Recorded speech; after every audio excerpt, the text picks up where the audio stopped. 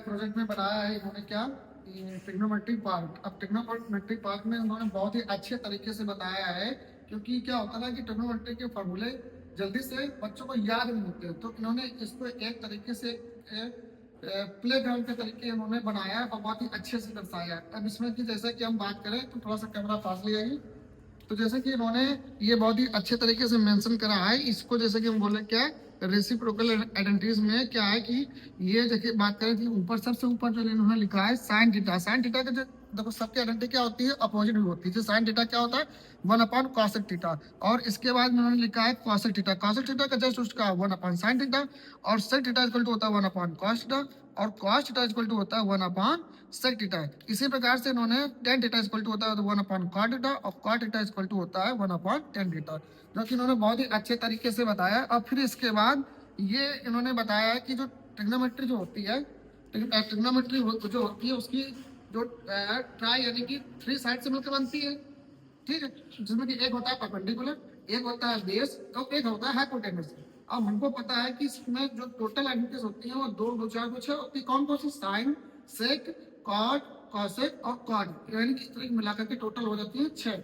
तो इनकी जो है अगर हम हाइपोटेनस, परपेंडिकुलर और बेस को हम देखें तो कैसे कैसे इसमें अलग अलग तरीके से आते हैं, तो इसको थोड़ा सा इसमें पास में लाइएगा। तो जैसे कि हम बात करें 10, तो 10 होता है हमारा क्या, परपेंडिकुलर अपॉन बेस। बहुत अच्छे तरीके से उन्होंने मेंशन करा है और खेल के माध्यम से, ताकि जो बच्चे बहुत इजी तरीके से इसको समझ सके। फिर इसके बाद है कॉट थीटा। कॉट थीटा ये इसमें दे रखा है बेस अपॉन परपेंडिकुलर। इसी तरीके से साइन थीटा, साइन थीटा दे रखा है उसको परपेंडिकुलर अपॉन हाइपोटेनस, और कॉसेक थीटा इसको दे रखा है हाइपोटेनस अपॉन परपेंडिकुलर, और सेक थीटा इक्वल टू दे रखा है हाइपोटेनस अपॉन बेस, और सेक थीटा इक्वल टू दे रखा है बेस अपॉन हाइपोटेनस। ठीक, अब इसी तरीके से अगला इनका जो प्रोजेक्ट है एक ये है एवोल्यूशन का, यानी कि एवोल्यूशन में कि जब हम किसी चीज को हम हाइट एंड डिस्टेंस हम लोग पढ़ते हैं, तो जब उसमें देखते हैं कि ऊपर से नीचे देखते हैं तो क्या होता है, और जब नीचे से ऊपर देखते हैं क्या होता है, और ऊपर से नीचे देखते हैं तो क्या होता है। तो इसके लिए उन्होंने बहुत अच्छे तरीके से बताया है कि जैसे कि इन्होंने ये बनाया, इसमें थोड़ा सा जूम करना पास में। और जैसे कि जब हम ऊपर से जब नीचे की ओर देखेंगे तो हमारा जो बनता है वो बनता है एंगल ऑफ एलिवेशन। ठीक है, क्या बनता है, एंगल ऑफ एलिवेशन।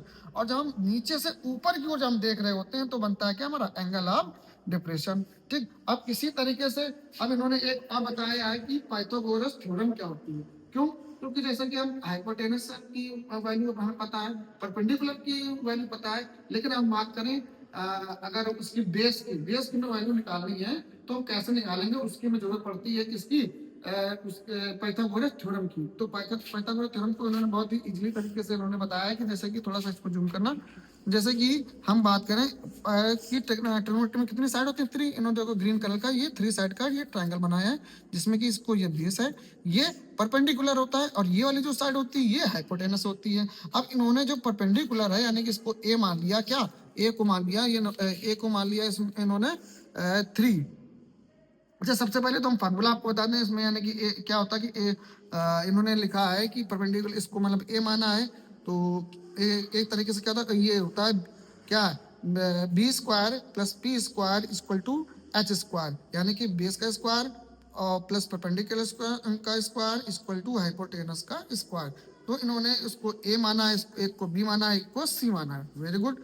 तो इसी तरीके से अब हम इससे वैल्यू निकालेंगे, कैसे निकालेंगे, इन्होंने जो ए है, ए को 3 माना, तो 3 का जब हम स्क्वायर करेंगे तो क्या हो जाएगा, 9 हो जाएगा। गुड। अब इसके बाद इन्होंने क्या करा है, इसके बाद ये बी वाला जब इन्होंने कहाँ गया, बी का नहीं है, लेकिन फिर इन्होंने हाँ बी का इन्होंने क्या करा है, बी की वैल्यू ली थी 4, तो 4 का जब हम स्क्वायर करेंगे तो कितना आ जाएगा, ठीक है। फिर इसी तरीके से उन्होंने क्या है, बी की जब करेंगे, बी की वैल्यू 4 ली है, तो बी की जब स्क्वायर करेंगे यानी 4 का स्क्वायर करेंगे आ जाएगा 16। अब इसी तरीके से इन्होंने सी की वैल्यू ली है क्या, 5 का जब स्क्वायर करेंगे तो आ जाएगा 25। और इसके बाद हम पाइथागोरस थ्योरम में बताया भी आपको, फिर उन्होंने अच्छे तरीके से इसको लिखा है, a square plus b square equal to c square, इसमें वैल्यू रख दी।